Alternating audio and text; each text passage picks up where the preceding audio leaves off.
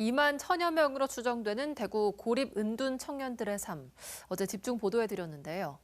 대구시가 대책을 마련 중인 가운데 전문가들은 고립 은둔 청년들에 대한 지속적인 지원이 이뤄져야 하고 현재 각기 흩어져 있는 지원 기관들을 통합 관리할 수 있는 컨트롤 타워가 필요하다고 진단합니다. 변예주 기자가 취재했습니다. 대구에서는 2022년 고립 은둔 청년 지원에 대한 조례가 제정됐습니다. 고립 은둔 청년이 얼마나 많은지를 파악하는 실태조사는 2년이 흐른 지난해부터 시작됐습니다. 관계망은 좁아지는 상황인데 경쟁이나 이런 것들은 과열되고 있고 고용 환경도 불안정해지고 있고 그러하다 보니까는 이게 특정 청년들의 문제가 아니라 일반 다수 청년들의 문제로 이 고립과 은둔 문제가 확산이 되고 있다는 거죠. 대구시는 지난해 첫 대책을 내놨습니다. 상담과 프로그램을 통해 고립 은둔 청년을 돕는 사회적 고립 청년 마음 돌봄 사업입니다.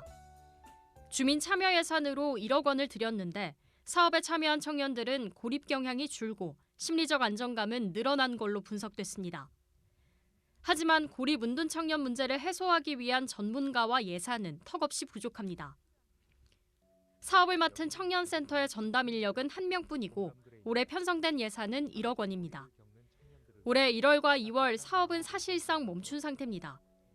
대구시는 편성된 예산을 가지고 정책을 다시 만들고 있기 때문이라고 했습니다. 1월달, 2월달은 보통 이제 사업 구상이라든지 계획, 협의를 하게 돼 있어요. 지금 계획을 좀 수립 중에 있는 상황이거든요. 문제는 꾸준한 관리가 필요한 고립 은둔 청년에게 이런 공백이 더 크게 다가올 수 있다는 겁니다. 사회에 한 걸음 한 걸음 내디딜 수 있는 시간적인 여유를 두고 그리고 1년이 되든 2년이 되든 이런 고립 은둔 청년에 대한 시책이 지속적으로 진행될 수 있는 그런 장기적인 시책이 마련이 되어야 된다고 저는 생각을 합니다. 고립 은둔 청년에 대한 지원 기관도 방향도 제각각입니다. 대구에서는 청년센터와 정신건강센터, 종합사회복지관과 비영리단체 등에서 각각 이들을 돕고 있습니다. 전문가들은 다른 사람과 관계 맺는 걸 어려워하고 발굴 자체가 힘든 고립 은둔 청년의 특성을 고려해 이들을 단계적으로 지원할 수 있는 컨트롤 타워가 필요하다고 말합니다. 좀 통합적으로 이 관련 정책을 수행해 나가는 체계를 만들어야 되고 현장에서도 통합 사례 관리를 통한 이런 위기 사례 컨설팅이 조금 더 활발하게 진행이 됐으면 좋겠어요.